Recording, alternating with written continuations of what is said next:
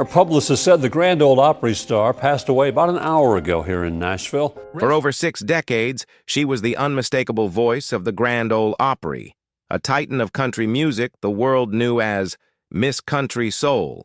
Jeannie Seely wasn't just a singer, she was a force of nature, a trailblazer who broke barriers with a smile on her face and a song in her heart. Her career was a masterclass in navigating the tough currents of Nashville with grace, wit, and an unbreakable sense of self.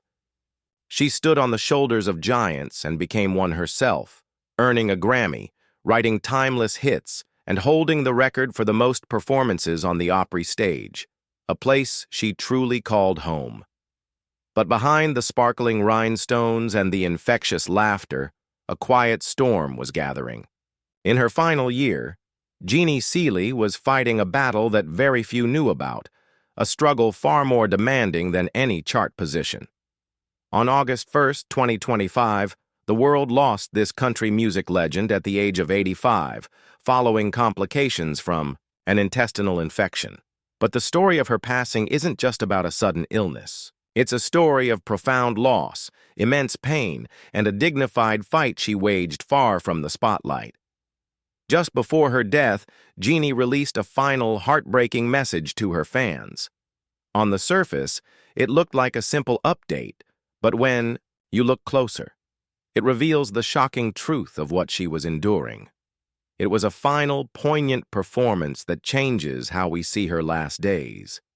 Today, we're honoring her legacy by breaking down the stunning details she shared, the silent battles she fought, and the last words she left for the world. This is the story of Jeannie Seely's final message, one that's both deeply sad and incredibly shocking. For over 60 years, Jeannie Seely was the smiling, powerhouse voice of the Grand Ole Opry, a true country legend whose wit was as sharp as her vocals. But just before her tragic passing at 85, she shared one last heartbreaking message, revealing a silent health battle she'd been fighting for months behind the curtain. Today, we're honoring her legacy by revealing the shocking truth she wanted her fans to know, a truth that speaks not of weakness, but of a strength that was hard to imagine, right until the very end. To really get the weight of Jeannie Seely's final message, you first have to understand the woman herself. Her story isn't just about hit records, it's about relentless determination, about a spirit forged on the farmlands of Pennsylvania that was destined for the Nashville spotlight. Marilyn Jean Seely was born on July 6, 1940, in Titusville, Pennsylvania. Growing up on a farm, her childhood was steeped in the sounds that would one day define her life. Her father, Leo, was a farmer and steel mill worker who played the banjo and called square dances, while her mother, Irene, sang with Jeannie on Saturday mornings while they baked bread. It was in this humble setting that the dream of the Grand Ole Opry first took hold. By the age of 4, little Jeannie knew how to stretch up to the family's big console radio, find the WSM signal from Nashville, and listen. While her parents played cards at friends' houses, Jeannie would sit in the family Ford, listening to the voices of Roy Acuff and Ernest Tubb crackle through the speakers, feeling an undeniable pull toward that sacred circle of light. She didn't just want to be a singer, she wanted to be part of that family. This wasn't some childhood fantasy. By 11, she was on a local radio show, and by 16, she was on TV in Erie, Pennsylvania.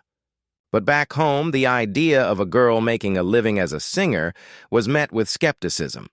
After high school, she did what was expected and got a job at a bank. But the music never left her. In 1961, she moved to California, eventually landing a secretarial job at Imperial Records. This was her foot in the door. She started writing songs, and her talent was obvious. Her work was recorded by stars like Dottie West and Connie Smith, and she even co-wrote Anyone Who Knows What Love Is Will Understand with a young Randy Newman, which became a hit for R&B singer Irma Thomas. It was then that she caught the ear of legendary songwriter Hank Cochran. He heard her talent and urged her to move to Nashville. Encouraged by Dottie West, Jeannie finally made the leap in 1965 with just $50 and a Ford Falcon. She found Cochran and announced, "Well, I'm here. Do you still want to work with me?" Nashville, however, wasn't an easy town to conquer. Every single record label passed on her demo, but Cochran and producer Fred Foster believed in her. Foster signed her to Monument Records, and in 1966, she recorded a ballad Cochran had written called "Don't Touch Me." It was a song of raw, unfulfilled passion, a bold departure from the demure themes often sung by female artists. "Don't Touch Me" was a sensation. It shot to number 2 on the Billboard country charts and earned her the nickname Miss Country Soul.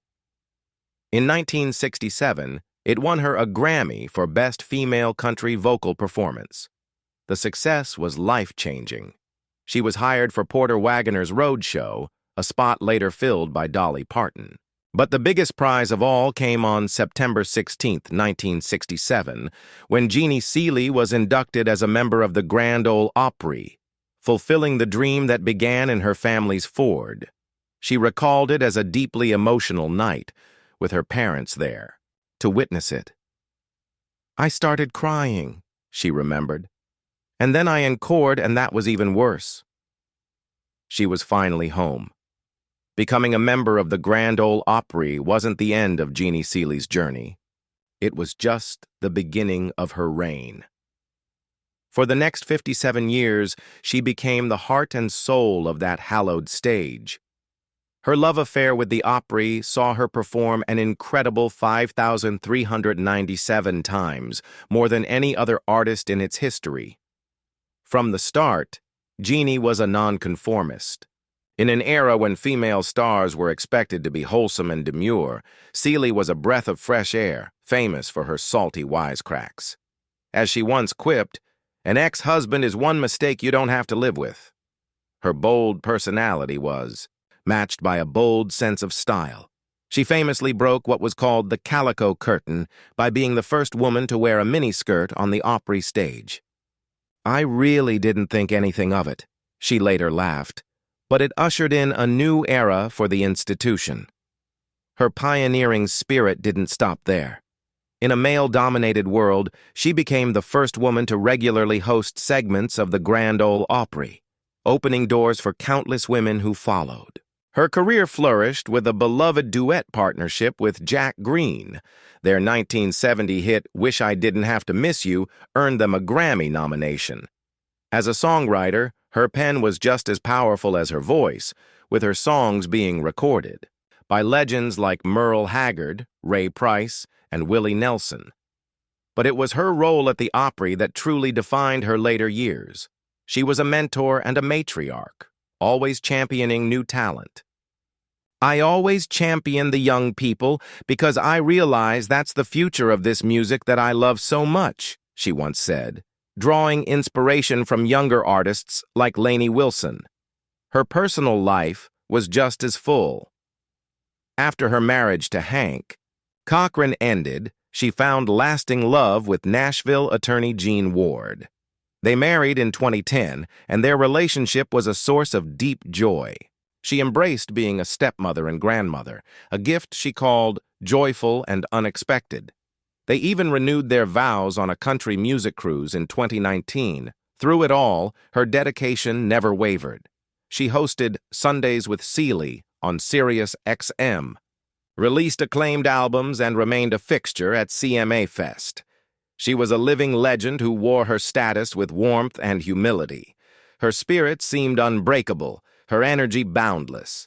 That's why the events of her final year, and the message she left behind, were so profoundly shocking. The unsinkable Seely was about to face her greatest challenge, a battle she would fight with the same courage and grace that defined her life. The final year of Jeannie Seely's life began not with a slowdown, but with a devastating blow.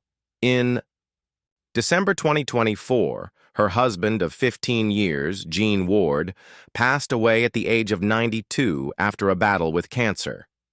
The loss was immense. Gene was her rock, the man she called the counselor. In a statement, Jeannie's grief was palpable. "My heart is broken now, "But I am so grateful for the 15 years I had with Jean," she wrote. "I knew he was a good man when I married him, but as I experienced life with him, I learned he was a really great man. Even in her grief, her strength shone through." She concluded her tribute with a line only she could deliver. "He didn't lose his battle with cancer.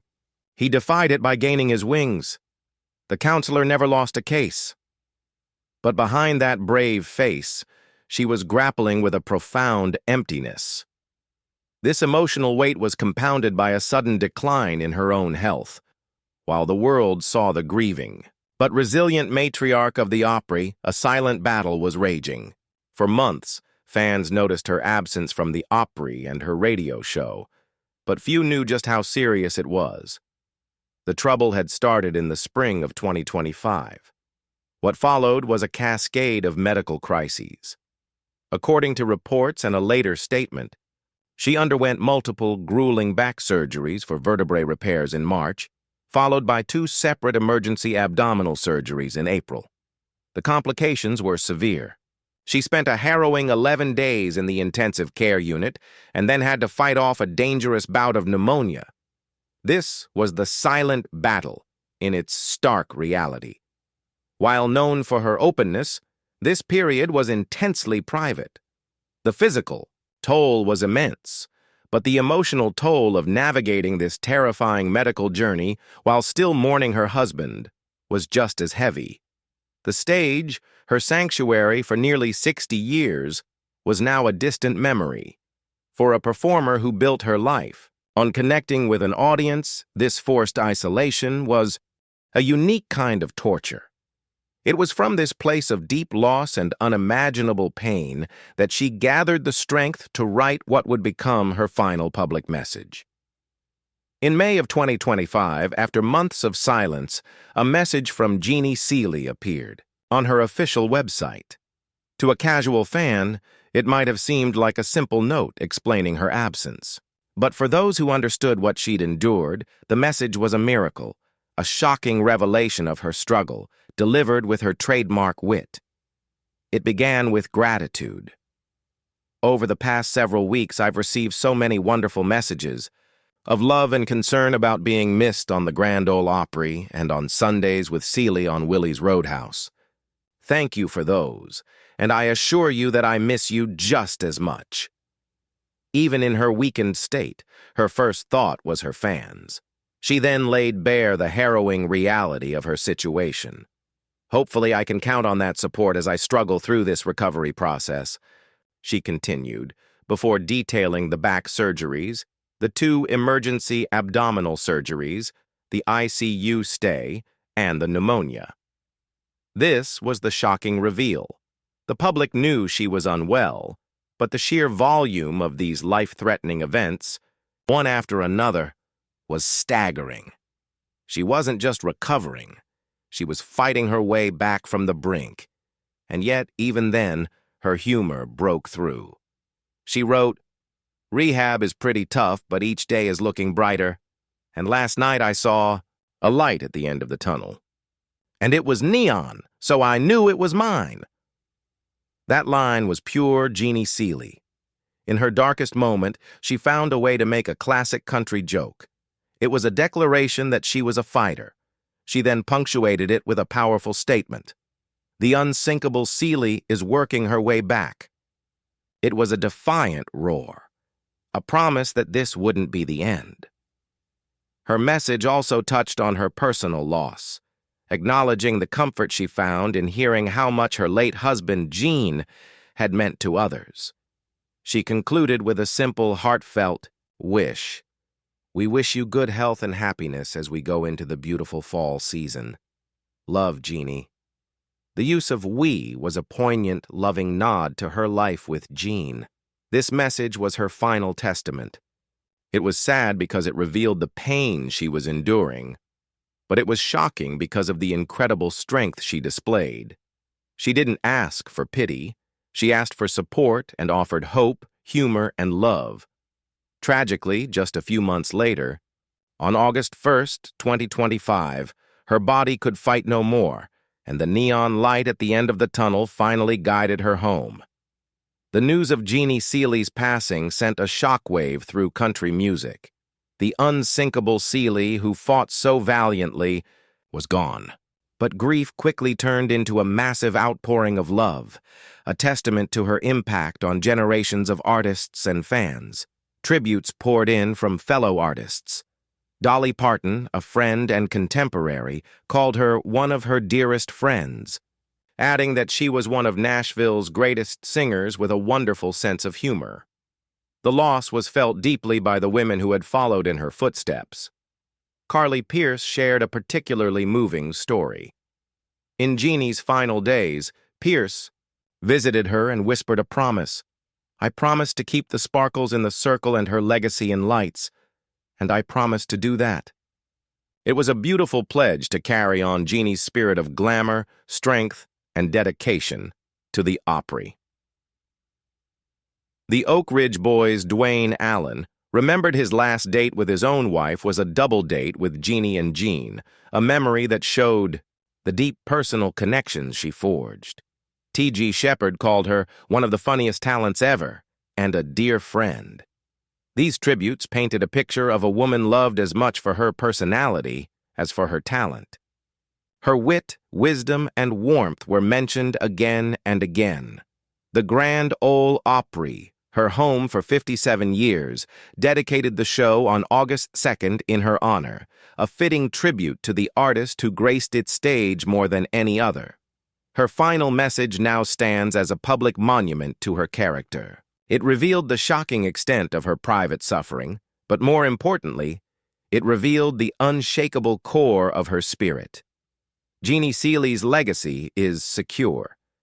It lives on in the songs she wrote, the hits she sang, and the doors she kicked open for women in country music. It lives on in the memories of her friends and in the hearts of countless fans. And it lives on in that final defiant and beautiful message. A reminder that even when faced with the deepest sorrow, the unsinkable Seely found a way to shine a neon light for all the world to see. Jeannie Seely's life was a testament to the power of music and the resilience of the human spirit. She gave her heart to country music, and her memory will live on forever in the halls of the Grand Ole Opry. We'd love to hear how she touched your life. Share your favorite memory of Jeannie or your favorite of her songs in the comments below. Let's fill this space with the love and appreciation she so richly deserved. From a small farmhouse in Pennsylvania to the brightest stage in country music, Jeannie Seely's journey was nothing short of extraordinary. She was a Grammy-winning artist, a trailblazing Opry member, and a brilliant songwriter. More than that, she was a woman of incredible substance, whose humor and kindness left a mark on everyone she met. Her final message, born from immense suffering, wasn't a cry for help, but a declaration of strength, a final lesson from Miss Country Soul on how to face life's biggest challenges with grace and wit. The world of country music is dimmer without her sparkle, but her legacy will keep shining, as bright as the neon light she saw at the end of her tunnel. Rest in peace, Jeannie Seely. You've more than earned your place in the grandest Opry of them all.